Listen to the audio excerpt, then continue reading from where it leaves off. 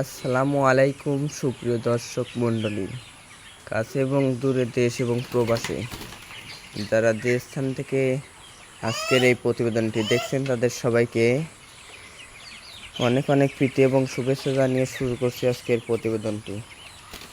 তো বরাবরের মতো আজও আমি আপনাদের মাঝে জানিয়ে দেওয়ার চেষ্টা করব ব্রয়লার মুরগির ফার্মে মুরগিগুলোর আমাশা হলে কীভাবে বুঝবেন ও তা প্রতিরোধ করতে কী কী ওষুধ ব্যবহার করবেন, তাত্ত্বিক বিষয়ে ভিডিওর মাধ্যমে আমি আপনাদেরকে জানিয়ে দেওয়ার চেষ্টা করব।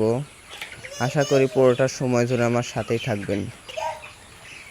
তো মুরগিগুলো আমাশা হলে প্রথমে বুঝবেন হলে মুরগিগুলা চুনি পায়খানা করছে।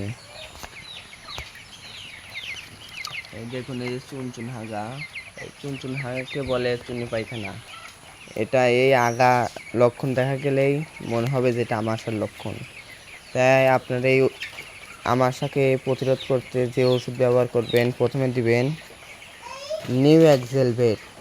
এই নিউ এক্সেলভেট 1 লিটারে 1 গ্রাম, 1 লিটার 1 গ্রাম সকাল থেকে রাত পর্যন্ত চলবে।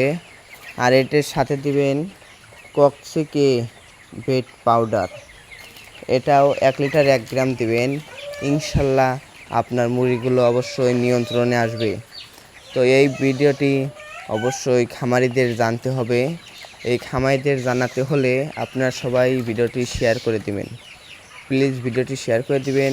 তাই অবশ্যই সকল খামারিরা এই ভিডিওটি পেয়ে অবশ্যই এই রোগে থেকে সবাই মুরগিগুলোকে সুস্থ করে তুলতে পারবে।